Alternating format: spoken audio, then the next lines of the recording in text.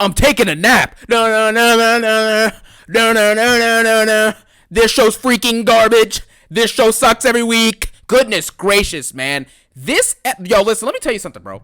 It is about what? It's like about like an hour and some change before I shut off this week's episode of Smackdown. I'm not watching the rest of this. I will catch up on what I missed and I'll add it later on in the review. But this is going to be a full-blown rant and discussion and review for the garbage we got tonight because, again, just like Raw, nothing happens on these shows. 3-hour Smackdown is unwatchable. I was literally tuning into the Knicks and Celtics game, then that became a blowout. You know, shout out to the Knicks. They got their W. Knicks are headed to the conference finals for the first time in, I think, 2 or 3 decades. So, yeah, there you have that. Congratulations to New York, you know. However, the fact is, I don't understand this absolute nonsense, man. The fact that fans have the audacity to actually think about blaming TKO or The Rock or Travis Scott for this garbage is embarrassing, man. Blame Triple H. He is the one running the show, booking the show, producing the show, writing the storylines, making the creative, and fans are blaming TKO or The Rock instead of Triple H. Do you understand how stupid this is? Because every single one of these bot fans will do anything they can to cover for this fraud, Triple H. This episode of SmackDown is a 2 out of 10 at best. At best. And you know it. Every single thing is predictable. There's no stars. It's lifeless. You can feel the energy zapped out of the arena after like the first 30 minutes at this point. None of the stuff you're watching is entertaining. The show is cooked. It's awful. I haven't watched a full episode of SmackDown before making one of these reviews in probably 2 months. That's how long it's been. You know, I have to watch like 2 hours of it, then stop, and then literally go grab some like footage, you know what I'm saying, see what happens, see what I missed, and then add it onto the review later. Because I can't sit here for 3 hours and watch this garbage. This is embarrassing, man. I'm tired of this. Like, this is what fans do.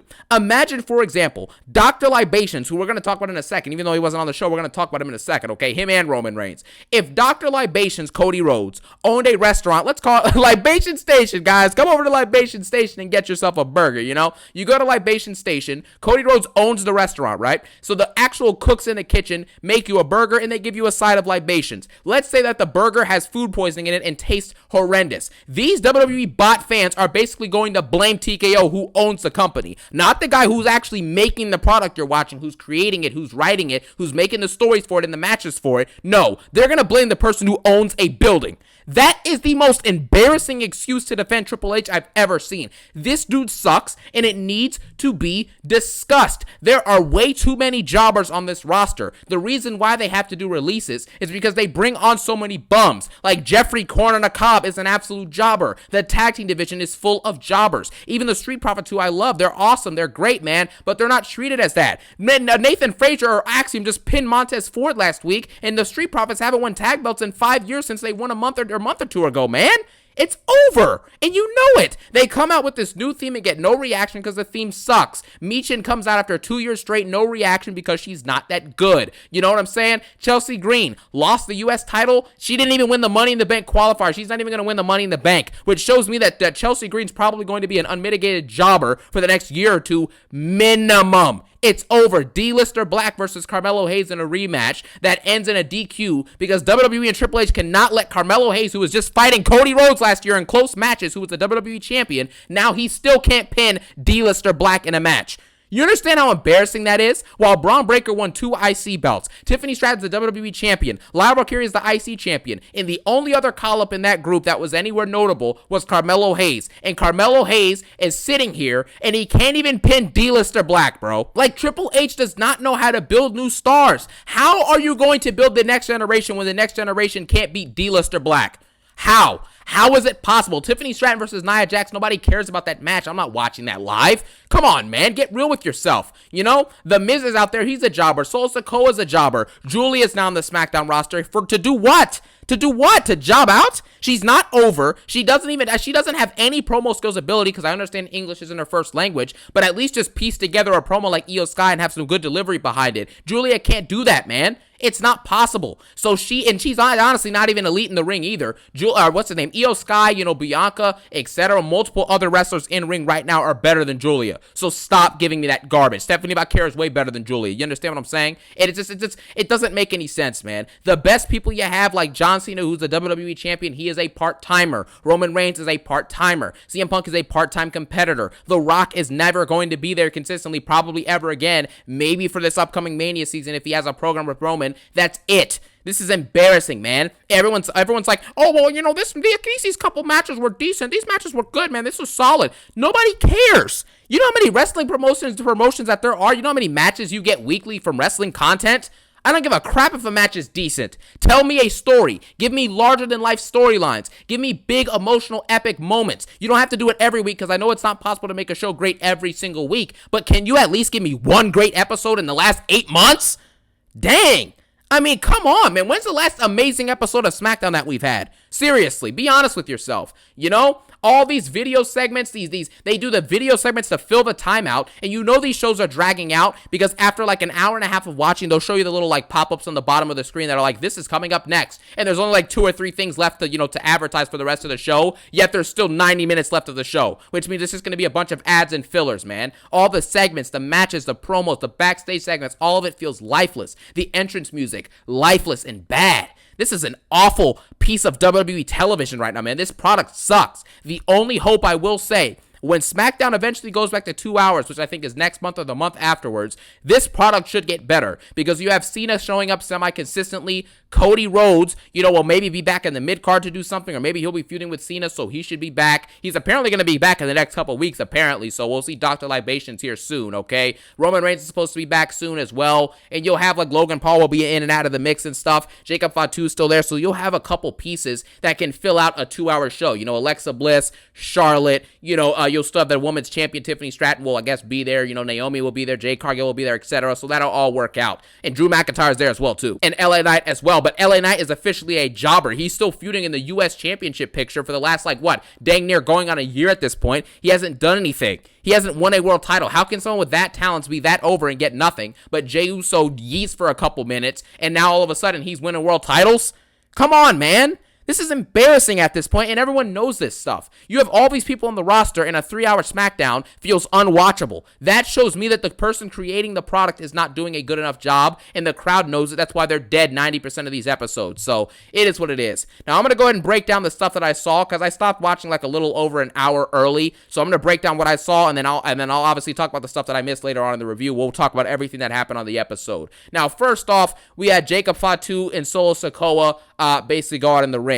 They're obviously still trying to dwell on this forced hate narrative and this like swelling tension between the two. There's no tension here. It's all forced. Solo Sikoa has no reason to be upset with Jacob Fatu at all. There's literally no reason for Jacob Fatu to be upset with Solo at all. And if he is upset, just beat the crap out of Solo and Jeffrey Cobb and leave. It's Jeffrey corner on a Cobb. He's a jobber. He just got beat up by LA Knight at the end of the segment, and then LA Knight ran away because that's what LA Knight does now, I guess. But the bottom line is, it basically started with Solo Sikoa basically saying, you know, welcome to Jeffrey corner on a Cobb, who's responsible for the U.S. Championship staying inside of this family, okay? And then Solo looks at Jacob Fatu, and he actually looks at the camera first, and he's like, when Roman Reigns lost the WWE title to Cody Rhodes, we lost everything. We lost everything. He took everything. We lost everything. I'm like, dude, can you stop repeating yourself? It's like Jey Uso on Raw. He's like, know my place? This is my place. I'm in my place. I know this place. I run this place. Shut up and cut a promo, man. To credit Solo, though, after he says this, he was about to say, you know, I'm off the scale with it. You know what I'm saying? I'm about to go all gas, no brakes. And then Jacob Fatu cut him off. Solo's facial expressions and line delivery are actually pretty funny. He can be a pretty funny wrestler, I believe. He's got some comedic timing to him, so I'll give him that.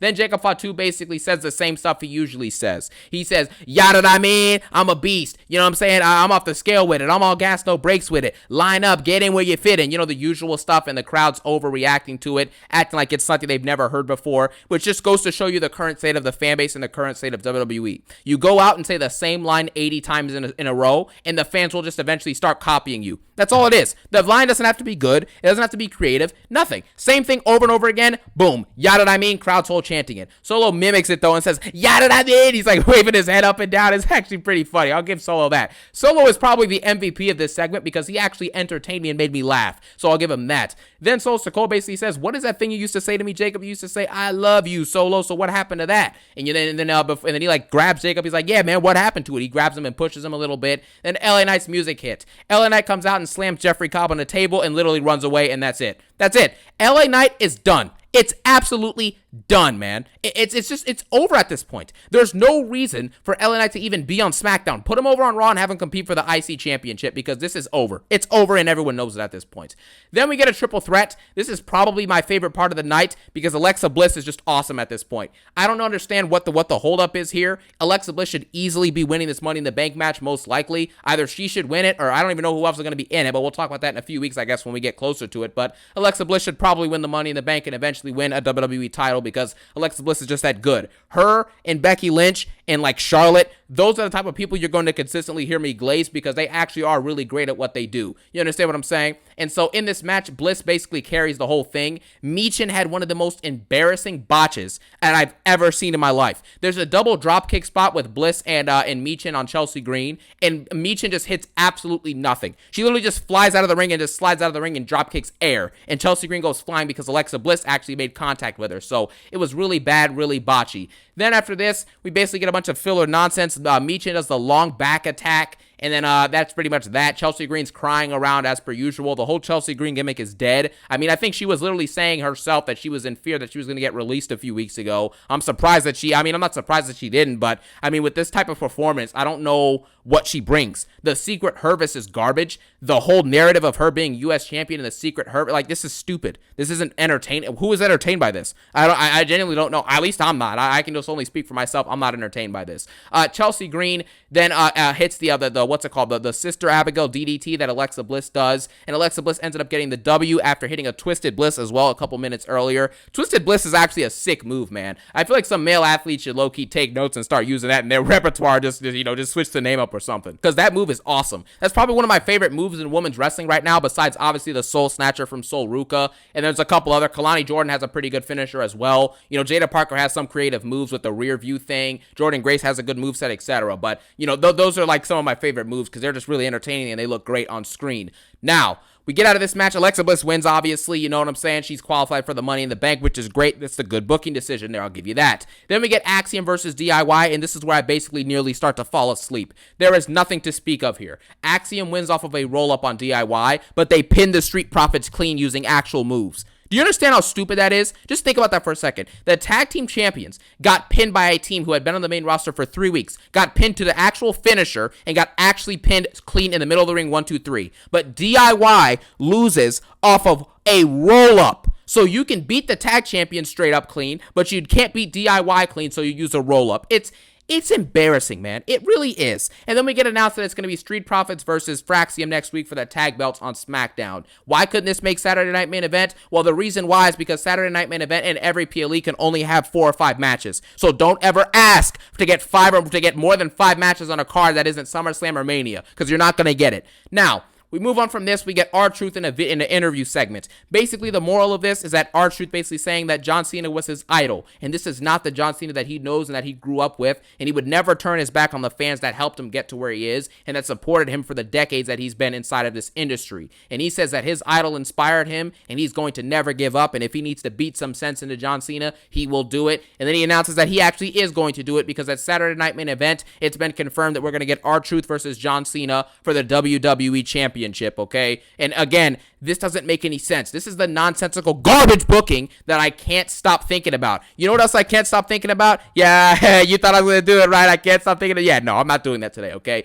Anyways, your boy's turning heel. You get what I mean? But the point is I can't stop thinking about Punk. You know what I mean? Now, R-Truth is fighting John Cena for the WWE title, but it makes absolutely no sense. Number one, why in the world is Gunther coming out on Raw and announcing that he's going to be getting a World Championship match? He just picks a World Championship match, and that's literally it. That's literally it, man. He just picks a World Championship spot. He's going to fight the winner of Logan versus Jay at Saturday Night Main Event. And now R-Truth, who hasn't won a singles match in who knows how long at this point, all of a sudden, R-Truth is officially fighting John Cena for a WWE title. Roman Reigns comes back after a 4-year championship reign and gets 0 title rematch. This is the type of booking that makes you just shut the show off like I did. Why would I watch this? It's clear nothing makes sense. There's no creativity. There's no effort. There's no explanation for anything. And it's not quality. The champion isn't even on the show. Why would I watch this? You understand what I'm saying? You have to just think about these things and be realistic with yourself. Why would you watch something in 3 hours of something that you know makes no sense and that you know is just absolute garbage? I'm not doing that. I'll watch an hour and a half, you know what I'm saying? And then I'll just recap the rest. That's it. Drew McIntyre versus Damian Priest is basically going to be set for Saturday Night Main Event as well. We see Damian Priest cut a little video segment, and basically he's just talking about how, he's going to put an end to Drew in a steel cage match at Saturday Night Main Event. This match is probably going to be the only good match on that entire card. The card is stacked, like, in terms of the names on it, but in terms of the actual quality of matches, Logan Paul versus Jey Uso might be decent, and then this steel cage match is probably going to be the best objectively in ring. So there you have that. D-Lister Black versus Carmelo Hayes in a rematch. I already talked about this. There's nothing to speak of here. D-Lister Black ends up hitting Miz with the Black Mass. Miz, gets involved and causes a DQ, and then Melo hits the first 48, and then that was basically it. He ends up knocking down D-Lister Black after the match is called a DQ, and then he flexes as if there's something to be proud of here. You were fighting Cody Rhodes in WWE Championship level matches last year on Smackdown. Now you can't pin D-Lister Black, and we're sitting here flexing about this. I know for a fact that Carmelo Hayes has to be disgusted with this booking. There's no other way around it. If he's not disgusted with this booking, I would be genuinely shocked, because this is embarrassing and everybody knows it at this point. Then we move on from this. We get Drew McIntyre cutting his promo, basically saying the usual stuff. I can't stop thinking about Priest, and I can't stop thinking about Punk, and I can't stop being a jobber because I can't get good booking. That's what Drew McIntyre has to say here, and that's really is. He says Damian Priest is only relevant because of him, and he's been stuck in this Drew McIntyre vortex because he says Damian is obsessed with him, and because of that, it's the only reason he's relevant, and because of that, it's the only reason that Damian Priest is relevant, and then he also says that because of Drew McIntyre, that's the only reason that Damian Priest is relevant. You get the point? He said the same thing 80 times, and that was it. Then he basically announces he's going to destroy Priest and officially end him for good and send him out on a stretcher at the end of the Saturday Night Main Event match. Nothing to really speak of here. Pretty classical promo from Drew McIntyre, nothing special. One of his worst promos in my opinion. No real energy behind it, kind of mid. Then we get a triple threat qualifier between Jimmy Uso. So I got him confused because they're both jobbers, my bad. Jimmy Uso basically goes out there and fights against Rey Fenix, and then they fight Solo Sakoa. So it's a triple threat match for the Money in the Bank qualifier. Solo Sakoa ends up winning. There are some shenanigans, you know what I'm saying, with Jacob Fatu on the side. You know what I'm saying? Jimmy Uso gets involved. All the stuff, the mid-card picture guys are all getting involved. Ultimately, Solo benefits from all this, all these shenanigans and stuff like that, and Solo Sakoa ends up getting the dub, and he is heading to the Money in the Bank. He's not going to win the match, so why should I care about this? Thank you. Let's move on. And as far as the stuff that was missed, there was a match with LA Knight and JC Mateo, which is what they're going to call Jeff Corn on the Cob. Obviously, I think LA Knight won this match. I'm pretty sure it was ended in a DQ, one of the two options. I don't really care. I don't really remember. And then the main event situation was Tiffany retaining versus Nia Jax, which like we already knew was going to happen. Okay. This match did seem, though, to be pretty decent, if I don't say so myself. I saw a couple of the highlights, saw some of the moments. Jade Cargill and Naomi got into a little bit of a brawl because Naomi was trying to get in there and use a chair and, interrupt the match, but Jade got involved and kind of brawled with her, and that was that. And then Tiffany, kicked out, I think, of an Annihilator, and then Nia Jax kicked out of a Prettiest Moonsault. So it was a pretty decent match. It had some drama to it, but ultimately Tiffany retains. I'm sure, either Naomi or Alexa Bliss or Jade Cargill even maybe will probably be the next WWE Women's Champion, but that's really just a situation as of now, and that's how the show ended. Because of the decent main event and then the women's triple threat earlier in the night that I thought, the match wasn't that good, but Alexa Bliss was really good in the match. I'm going to go ahead and give tonight's episode of SmackDown probably a 2 out of 10, maybe a 2.5 out of 10, just because of those two little parts of the show that I thought were pretty decent. Other than that, everything else was complete and utter garbage, mediocrity, or didn't matter, or had zero reason of happening, and that's the usual case with SmackDown. So, episode gets a 3 out of 10. I'll round up to be nice. It was absolutely horrible. Thank you guys for watching. Have a phenomenal day. Peace out, and one love.